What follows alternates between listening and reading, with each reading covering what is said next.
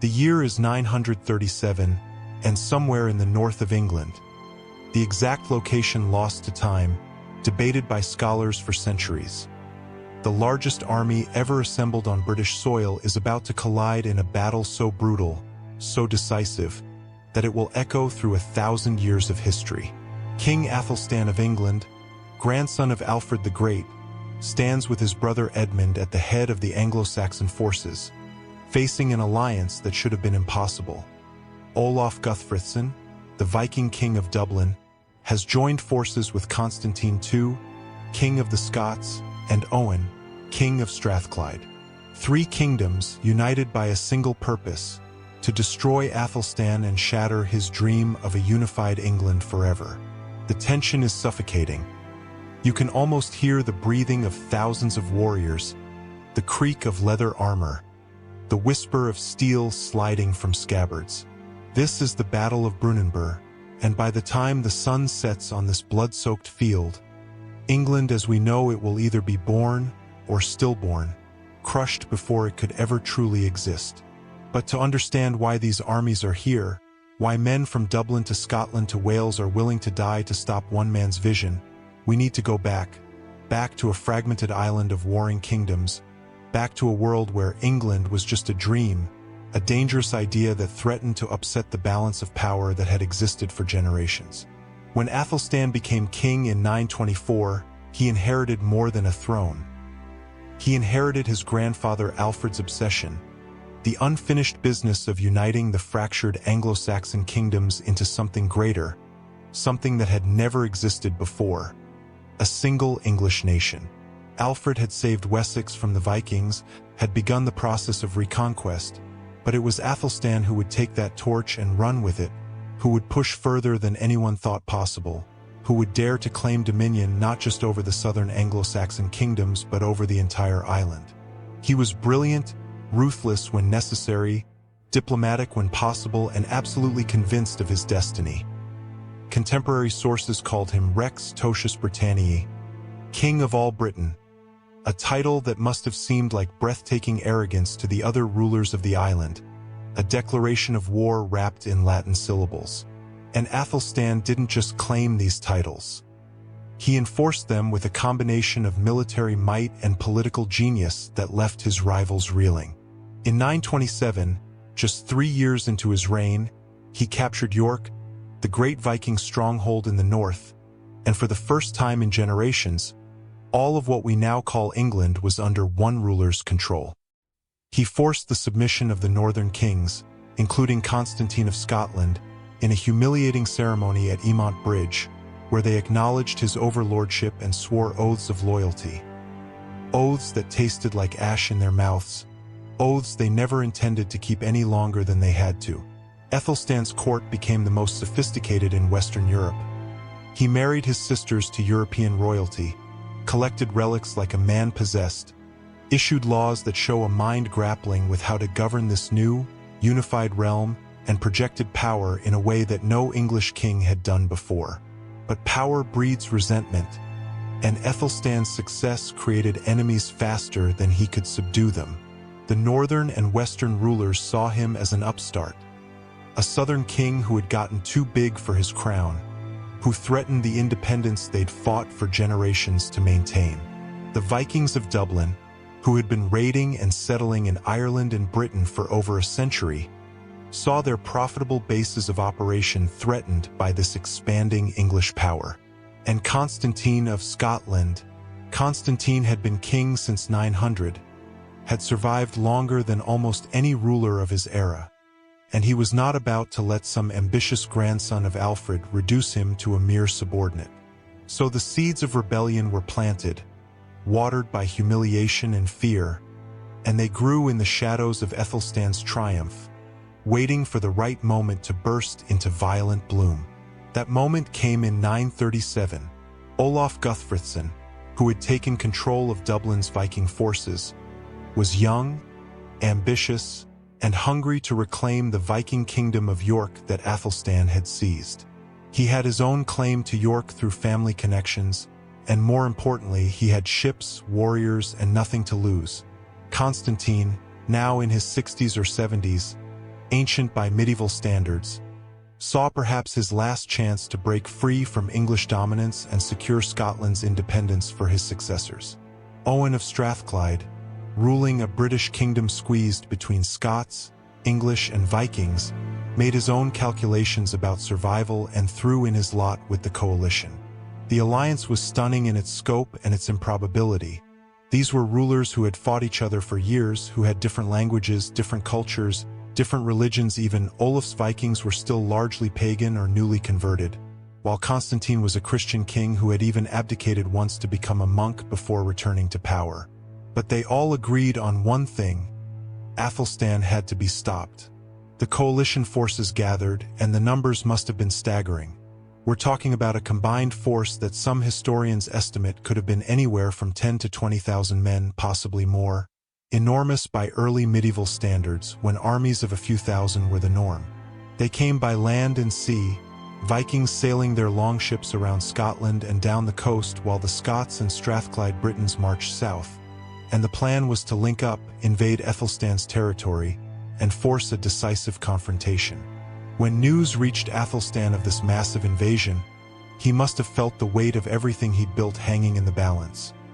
If he lost, England would fragment again, probably forever, and his name would be remembered as the king who reached too far and lost everything. But Æthelstan was Alfred's grandson.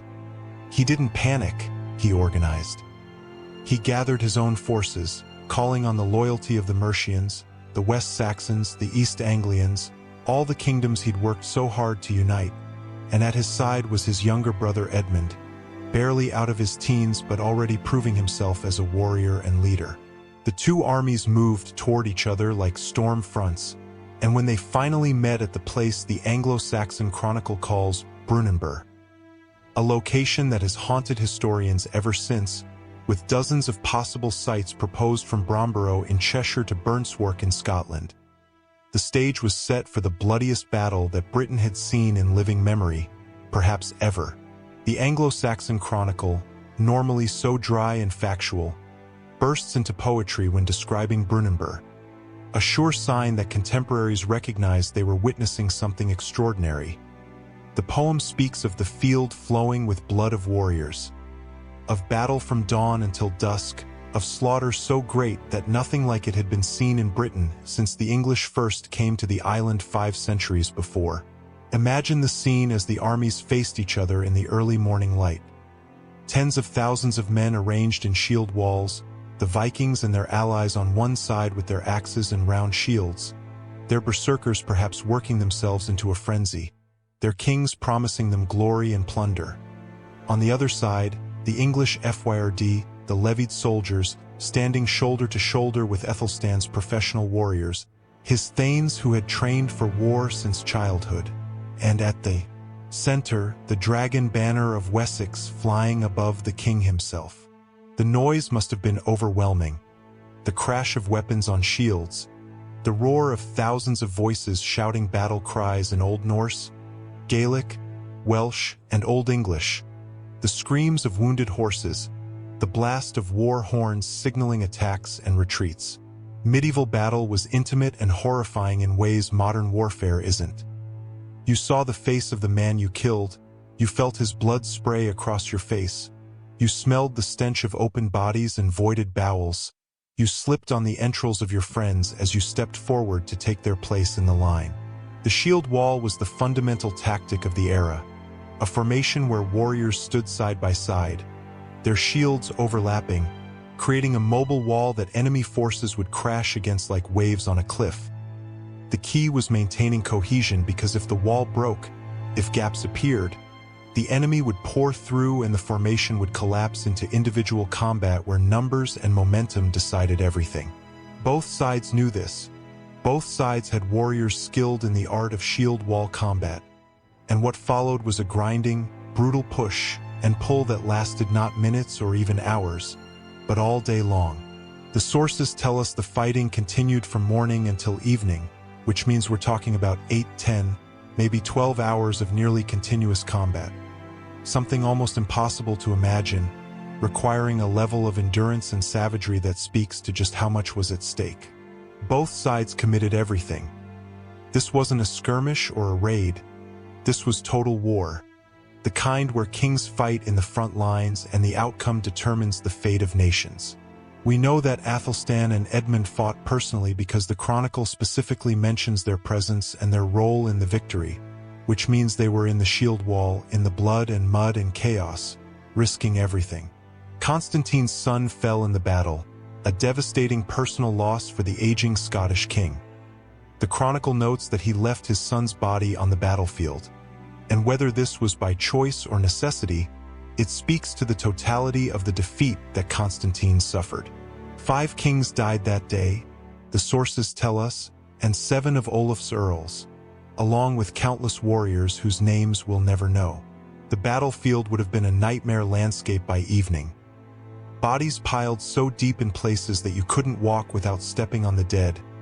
Wounded men crying out for water or mercy. The smell of blood so thick in the air it was almost visible, carrion birds already gathering in anticipation of the feast to come. The turning point, when it came, was likely a combination of factors. Perhaps the coalition forces, made up of different peoples with different fighting styles and languages, struggled to coordinate as fatigue set in.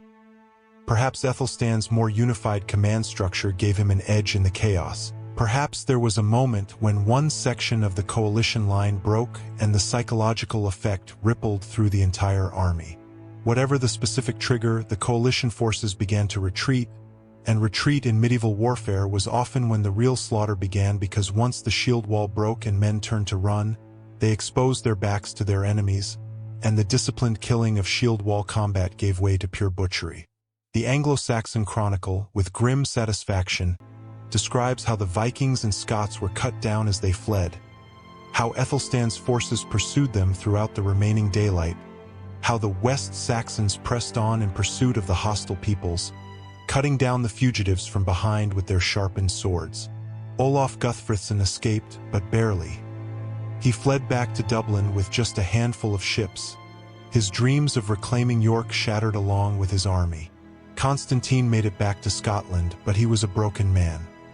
He'd lost his son, lost his army, lost his bid for independence, and within a few years he would abdicate again, this time for good, retiring to a monastery to live out his days in prayer and penance.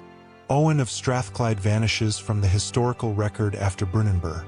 We don't know if he died in the battle or simply fled into obscurity, but either way, his kingdom's power was broken. The English losses were significant too. No one wins a battle like Brunanburh without paying a terrible price. But Æthelstan held the field, and in medieval warfare that meant he held the victory. The political consequences were immediate and profound. Never again in Æthelstan's lifetime would anyone seriously challenge his authority over England. The northern kingdoms, devastated by their losses, had neither the will nor the resources to rebel again. The Vikings of Dublin, though they would continue to be a factor in Irish politics, had lost their best chance to reclaim their British holdings. Scotland would remain independent, but it was a chastened independence, forced to accept English dominance in the south as a fact of life.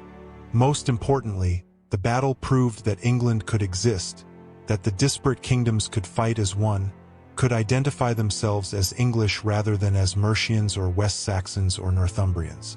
Æthelstan had taken his grandfather's dream and made it reality through force of will and force of arms, and though England would face many more challenges, Viking raids, Norman conquests, civil wars, the fundamental idea of England as a unified nation survived. Brunanburh was the forge in which that idea was hammered into something solid and lasting, tempered in blood and proven in the most extreme test imaginable. The Anglo-Saxon poem about the battle, which scholars call the Battle of Brunanburh, is one of the finest pieces of Old English literature we have, and it captures something of the awe that contemporaries felt at what they'd witnessed. It speaks of how never yet in this island before this, by what books tell us and our ancient sages, was a greater slaughter of a host made by the edge of the sword. This wasn't just propaganda. This was recognition that something pivotal had occurred, that the world had changed. Think about what would have happened if Æthelstan had lost. The English kingdoms would have fragmented again, probably permanently this time. and the island would have developed along completely different lines. Scotland might have extended its influence much further south. Viking Dublin might have re-established a powerful northern kingdom. The Strathclyde Britons might have survived as an independent entity. The England we know, the England that would later produce Shakespeare and the Industrial Revolution and the British Empire, would never have existed. The language you're reading right now might have developed differently or not at all. The political structures, the cultural identity, everything flows from that day in 937 when Æthelstan's shield wall held and his enemies broke. Of course, Æthelstan didn't live long to enjoy his triumph. He died in 939, just 2 years after Brunanburh, at about 45 years old, having never married and produced an heir despite his power and prestige. A mystery that has puzzled historians, with theories ranging from homosexuality to a religious vow to simple bad luck. His brother Edmund succeeded him, and the new Viking invasions began almost immediately, with Olaf Guthfrithson actually managing to retake York briefly, though he died soon after and the Vikings were eventually pushed out again. But the crucial point is that England didn't fragment. Edmund fought as English king, defending English territory, and when he died and was succeeded by his brother Eadred, the same was true. The precedent had been set, the identity established, and even when weak kings or minority reigns created instability, the idea of England persisted. The Battle of Brunanburh deserves to be remembered alongside Hastings, Agincourt, and Waterloo in the pantheon of decisive British battles. Yet it's been largely forgotten by popular culture despite its pivotal importance. Perhaps it's because it happened so long ago, in an era that feels remote and alien to us, in a landscape without castles or knights or the other trappings of the medieval period we think we know. Perhaps it's because the name itself is uncertain, the location unknown, making it harder to commemorate and remember. Perhaps it's simply been overshadowed by later events, by the Norman conquest that would come a century later and remake English culture so completely that the Anglo-Saxon period became a half-remembered prelude. But make no mistake, what happened at Brunanburh mattered just as much as what happened at Hastings, possibly more, because without Brunanburh there would have been no unified England for William to conquer. Æthelstan himself remains a frustratingly obscure figure for someone who accomplished so much.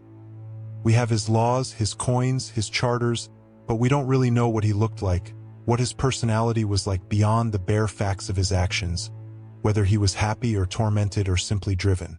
We know he was cultured, that he collected books and relics, that he gave generously to churches, that he was concerned with justice and good governance based on his legal codes. We know he was militarily gifted, obviously, and that he understood power and how to project it. We know he never married, which made him unique among successful medieval kings for whom producing heirs was usually the first priority. We know that he styled himself as a Christian king ruling by divine right, but also that he wasn't above using ruthless force when necessary. He famously blinded one of his half-brothers who opposed him, a shocking act even by medieval standards. He was, in other words, a complex figure who deserves to be much better known, who shaped history as much as any English king ever has, yet who remains in the shadow of his grandfather Alfred and the later Norman kings. The battlefield itself has become something of a holy grail for archaeologists and historians. Dozens of locations have been proposed based on place name evidence, topographical analysis, and scattered archaeological finds, but no one has definitively located where tens of thousands of men fought and died in 937.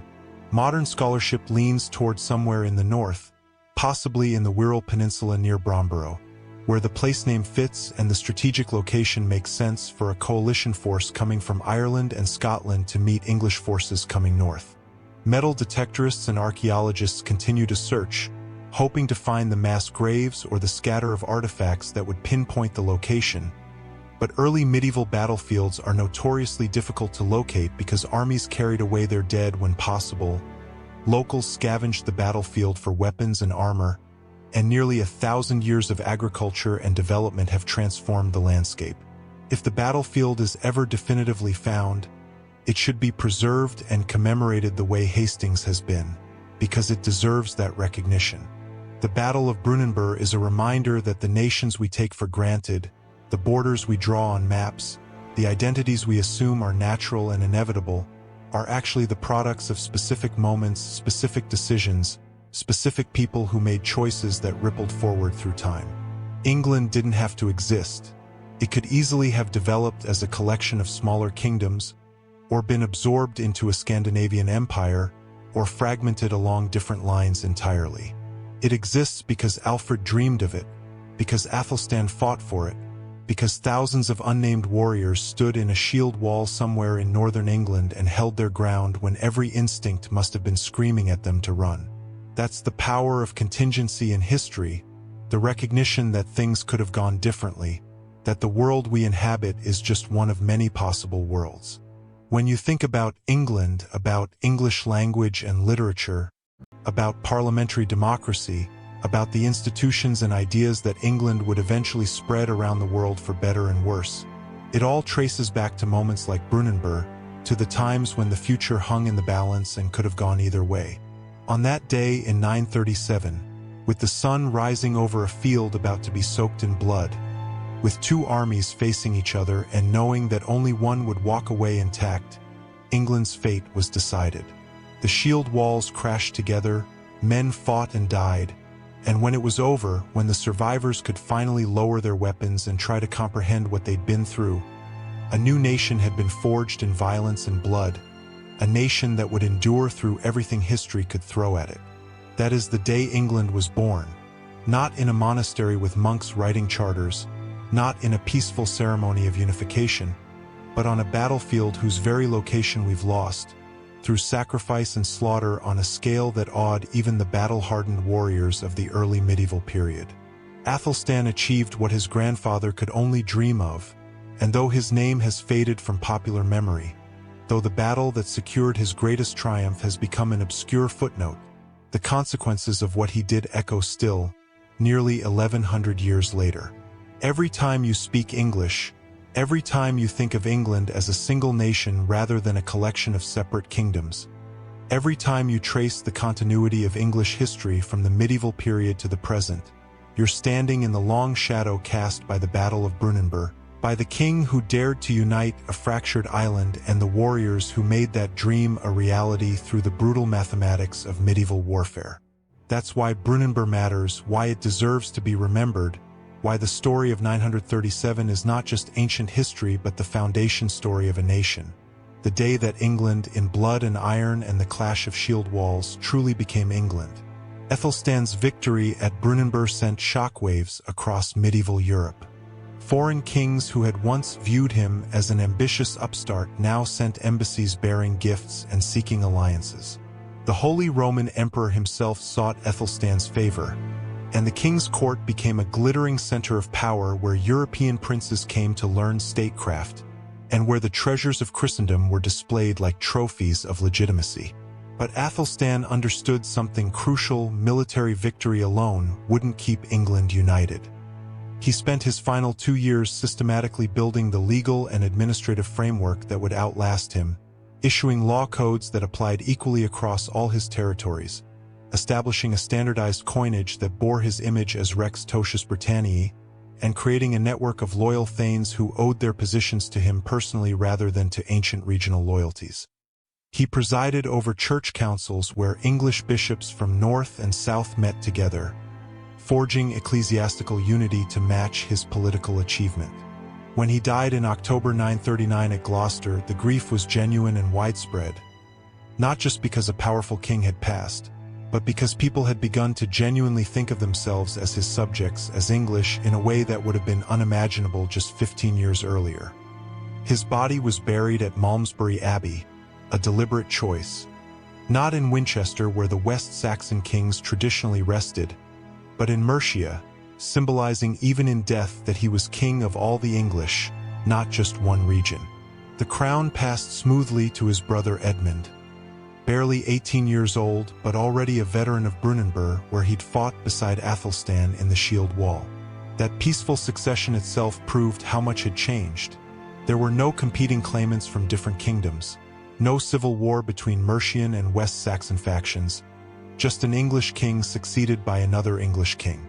And when Olaf Guthfrithson saw his chance and invaded again within months of Æthelstan's death, retaking York and seeming to undo everything Brunanburh had achieved, something remarkable happened. The English didn't accept it. They didn't shrug and return to their separate kingdoms.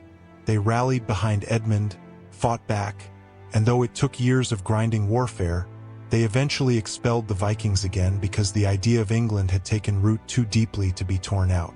That's Brunanburh's true legacy, not just a military victory, but the creation of a national identity strong enough to survive the death of the king who forged it.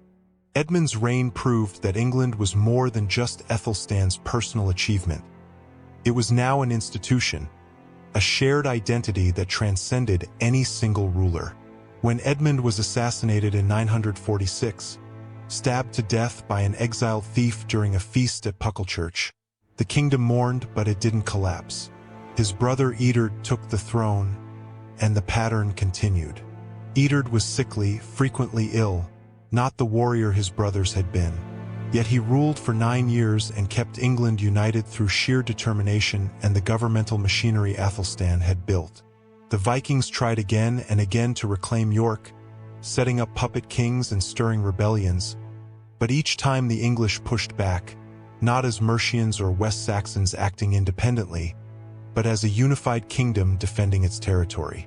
The northern lords who had fought against Æthelstan at Brunanburh were replaced by a new generation who had grown up in a unified England, who took it for granted that there was such a thing as an English nation.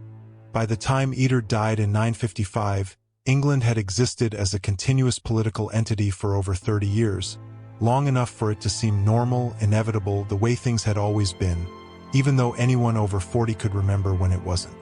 The memory of Brunanburh faded surprisingly quickly from popular consciousness. Within a few generations, most people knew only that Æthelstan had been a great king who had united England, but the specific battle that made it possible became lost in the mists of time. The Anglo-Saxon Chronicle's poem about Brunanburh was copied and recopied by scribes who preserved it even as they lost track of where exactly the battle had been fought. Viking raids continued, of course. They would plague England for another century, culminating in the Danish conquest under Knut in 1016. But even under Danish rule, England remained England, a single kingdom that the Danes conquered whole rather than fragmenting into its component parts. When Edward the Confessor restored the old Anglo-Saxon line in 1042, he ruled in England whose borders and basic identity would have been recognizable to Æthelstan. And when William of Normandy invaded in 1066, he didn't conquer Wessex or Mercia or Northumbria separately. He conquered England, fought one decisive battle at Hastings against an English army led by an English king, and claimed the crown of a unified nation. The Normans would transform England's culture, language, and aristocracy almost beyond recognition. But they didn't create England. They inherited it, built upon foundations laid at Brunanburh over a century earlier. Modern archaeologists and historians continue searching for Brunanburh's location with metal detectors and magnetometry surveys, hoping to find the mass graves or weapon deposits that would finally pinpoint where this pivotal battle occurred. The leading candidate remains Bromburrow in the Wirral, where the place name fits perfectly, Brunanburh meaning stronghold or fortification associated with someone named Brun, and where the strategic location makes sense for armies converging from Ireland, Scotland, and southern England. In 2010, a local history society erected a memorial stone there, acknowledging the site's possible significance, though without definitive archaeological proof. Other scholars argue for locations in Yorkshire, Lancashire, or even southern Scotland, and the debate continues with the passion that only truly important historical mysteries can generate. What we know for certain is that somewhere in northern England, on a field whose exact location remains frustratingly lost to time, the course of British and world history pivoted in a single day of unimaginable violence and sacrifice.